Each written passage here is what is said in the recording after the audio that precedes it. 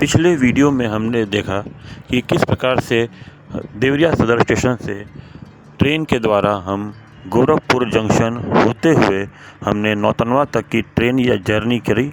उसके बाद से नौतनवा से आगे फिर हम भारत नेपाल की जो सीमा है वहाँ से हमने ईवी माइक्रो वैन लिया और वहाँ से हम पोखरा के लिए चल दिए। रास्ते में खूबसूरत पहाड़ियों को देखते हुए और कब सफ़र कट गया और रात हो गई और 10 बजे रात तक हम पोखरा पहुँचे। उसके बाद से होटल में हम लोगों ने चेक इन किया और थक हार के सो गए। लेकिन जब सवेरे उठे तो वादियों को देख करके मन खुश हो गया और उसके बाद से धीरे धीरे नाश्ता वगैरह करके हम लोग चल दिए नेपाल टूरिज़्म बोर्ड के दफ्तर, क्योंकि वहाँ पे हमें परमिट बनवाना था। क्योंकि हमें मुक्तिनाथ जी के दर्शन करने जाने के लिए परमिट की आवश्यकता होती है और ये परमिट हमें नेपाल पर्यटन बोर्ड के दफ्तर से ही मिलेगा। और उसके बाद से हम लोग वहीं थोड़ी दूर आगे चल करके श्री गुप्तेश्वर महादेव जी के दर्शन करने के लिए हम लोग आगे आए। वहाँ पर भगवान जी के दर्शन करने के बाद हम लोग चलते हैं पोखरा के आइकॉनिक लैंडमार्क जो कि फेवा ताल है। वहाँ पे हम लोगों ने काफ़ी देर तक समय गुजारा। फिर हम लोग खाना पीना खा कर के होटल पहुँच जाते हैं, क्योंकि हमें अगले दिन सवेरे तैयारी करनी थी। हमें जाना था मुक्तिनाथ जी के दर्शन करने। चलिए अब आगे चलते हैं। अब मुक्तिनाथ जी के दर्शन करने के लिए हम लोग मुक्तिनाथ चलते हैं। जैसा कि अब हम लोग देख रहे हैं, अब हम लोगों को जाना है मुक्तिनाथ जी के दर्शन करने। और ये है माले चौक जीरो चौराहा। और यहाँ पे जैसे देख रहे हैं ढेर सारी गाड़ियाँ लगी हुई हैं। हम लोग तो 10 बजे तक पहुँचे हैं यहाँ पर, लेकिन अभी भी यहाँ पे गाड़ियाँ हैं जो आपको मिल जाएंगी। ये सामने यही रास्ता जाएगा मुक्तिनाथ जी के लिए। ये गाड़ियाँ लगी हुई हैं और हम लोगों ने यहाँ पे टिकट बुक किया है। ये दुकान है सिटी मेट्रो यातायात प्राइवेट लिमिटेड ईवी माइक्रो। ये गाड़ी है, ईवी वैन है। हम लोग इसी से जा रहे हैं। इसका फेयर भी बहुत सस्ता है, 1500 रुपये नेपाली में इन्होंने एग्री किया है। सीट भी कंफर्टेबल मिल गया है। ठीक है, आगे चलकर और दिखाते हैं। ये इस समय हम लोग इस बस में हैं और ये बस पूरी तरीके से खाली है। ये देखिए, कुछ ही समय में लोगों से हमारी वैन भर गई और उसके बाद से ड्राइवर साहब स्टार्ट कर देते हैं गाड़ी को और हमारी गाड़ी चल देती है भगवान जी के दर्शन करने श्री मुक्तिनाथ धाम। और रास्ते में नज़ारे मिलते जा रहे थे और हम लोग उन्हें देख करके एंजॉय कर रहे थे। कभी कभी ऊंची ऊंची पहाड़ियों को देख करके मन हो रहा था कि मानो काश हमारा घर यहीं पर होता तो कितना अच्छा होता।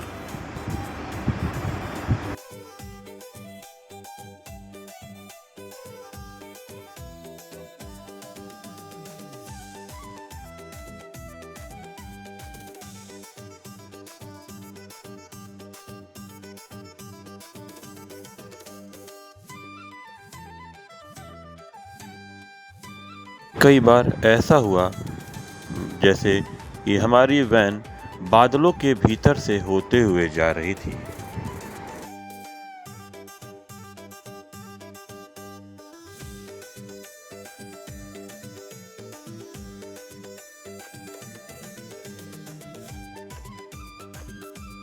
इसमें ड्राइवर साहब कहीं कहीं अपनी वैन रोक देते थे और हम लोग गर्मा गर्म चाय भी पी लेते थे।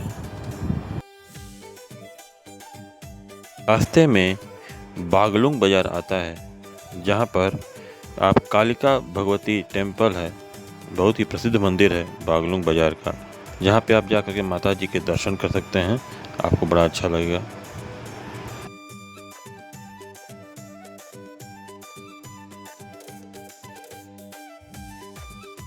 थोड़ी दूर आगे चलने पर हमें एक झूला पुल दिखाई दिया, जिसे सब लोगों ने देखना शुरू किया।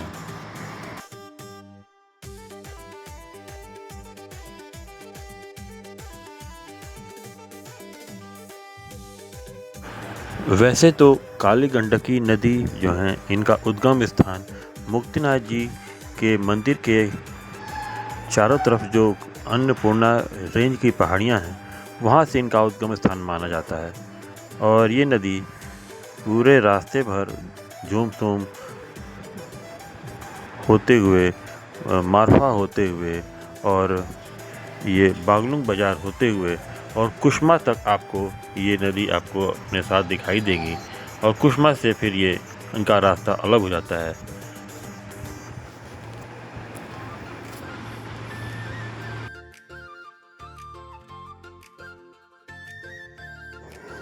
बागलुंग बाज़ार से आगे कुछ दूर चलने पर बेनी बाज़ार आता है। और बेनी बाज़ार दो चीज़ों के लिए काफ़ी मशहूर है। इसमें पहला नाम आता है गलेश्वर महादेव जी का मंदिर, जो कि बहुत ही प्रसिद्ध तीर्थ है इस रास्ते में। और वहीं पे दूसरा एक बहुत ही इम्पोर्टेंट जगह है, वो है कि धौलागिरी बेस कैंप ट्रैक, जो कि दुनिया की 10 सबसे ऊंची पहाड़ियां हैं उनमें से एक है धौलागिरी। और वहां जाने के लिए जो ट्रैकर्स हैं वो इसी स्थान बेनी का ही इस्तेमाल करते हैं। यानी कि आप ये भी कह सकते हैं कि बेनी जो है धौलागिरी बेस कैंप ट्रैक का गेटवे है भी है।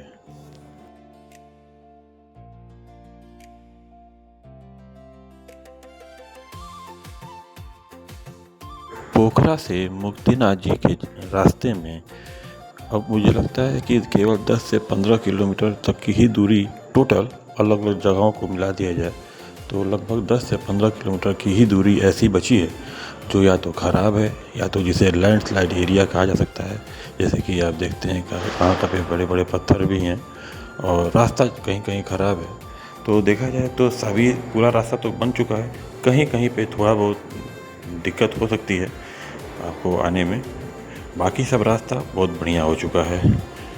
लेकिन जब कहीं पे कोई बड़ा पत्थर दिखाई देता है या कोई रोड के किनारे एक लैंडस्लाइड एरिया आता है तो मन देख करके एक बार जरूर से डर जाता है।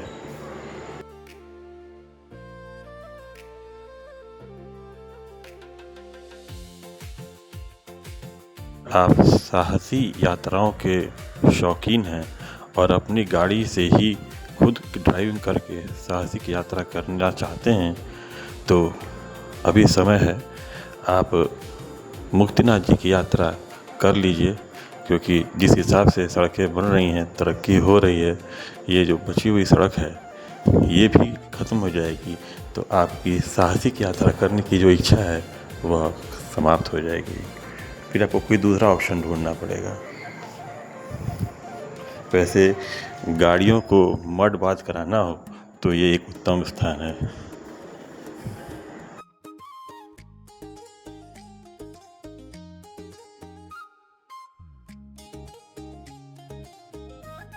पहाड़ों पर जाम लग जाना और वहाँ पे बैठ के इंतज़ार करना इस और प्रकृति को निहारना, इसका भी अपना एक अलग ही आनंद आता है।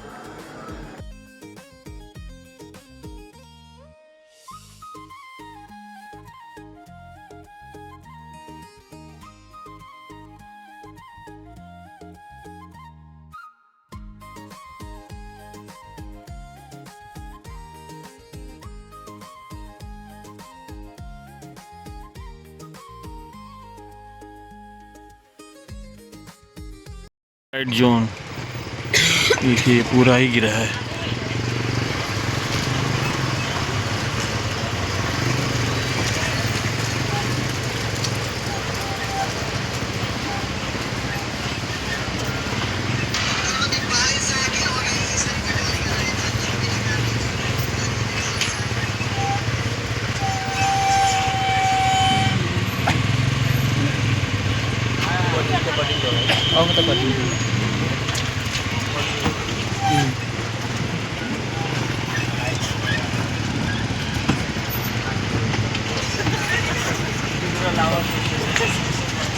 बता रहा है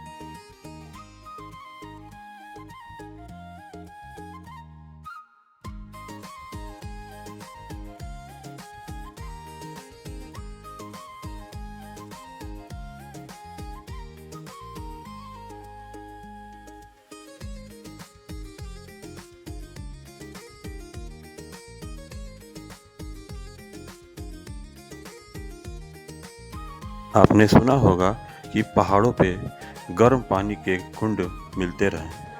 कुछ वैसा ही गर्म पानी का कुंड इस इलाके में तातो पानी नाम के स्थान पर है, जहाँ पे आप नेचुरल हॉट स्प्रिंग में गर्म पानी का आनंद उठा सकते हैं।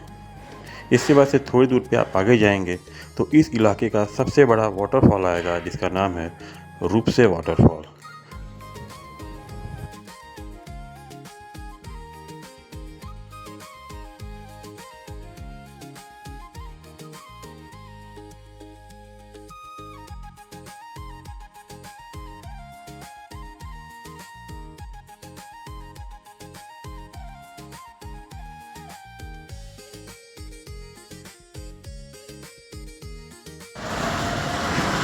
हमारी गाड़ी यहाँ पे रुकी है थोड़ी देर के लिए। यहाँ पे बैटरी चार्ज हो रहा है और यहाँ पे होटल है, यहाँ पे आप खाना खा सकते हैं।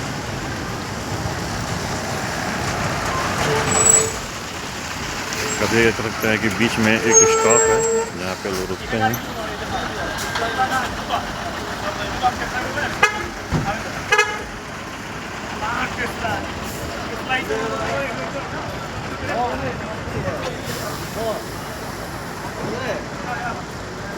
नज़ारा अभी देखिए कितना खूबसूरत नज़ारा है ये।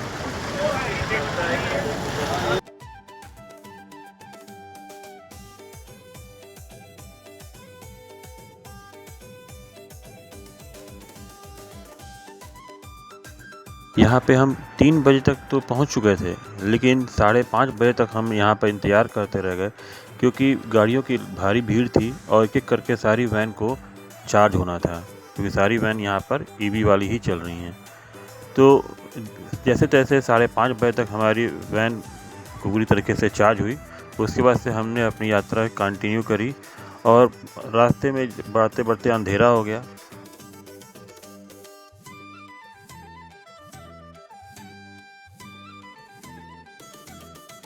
रात के लगभग 8 से 8:30 के बीच में हम मारफा गांव पहुंचते हैं, जो कि अपने एप्पल के खेती के लिए काफ़ी मशहूर है। और यहाँ पे बिल्कुल मौसम ठंडा था, लगभग 7 डिग्री का टेम्परेचर था। जैसे तैसे हम लोगों ने वहाँ से फिर आगे की यात्रा कंटिन्यू की। पूरा डार्क हो चुका था, अंधेरा था, रास्ते में कोई लाइट नहीं थी। फिर सफ़र का हम लोगों ने रात में भी एंजॉय किया।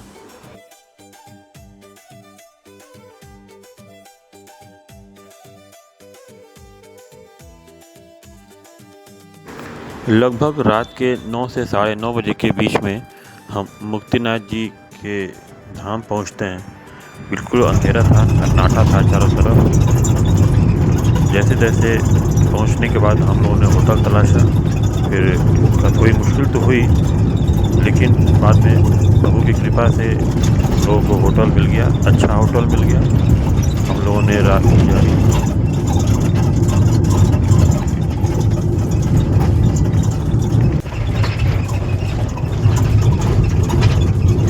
अगर आप अपने व्हीकल से जा रहे हैं तो अगर रात हो गया है तो कोशिश करिए कि पहले ही रुक जाए, क्योंकि ये इलाका रात में चलने के लिए जो पहली बार आ रहे हैं ये ठीक तो नहीं होगा।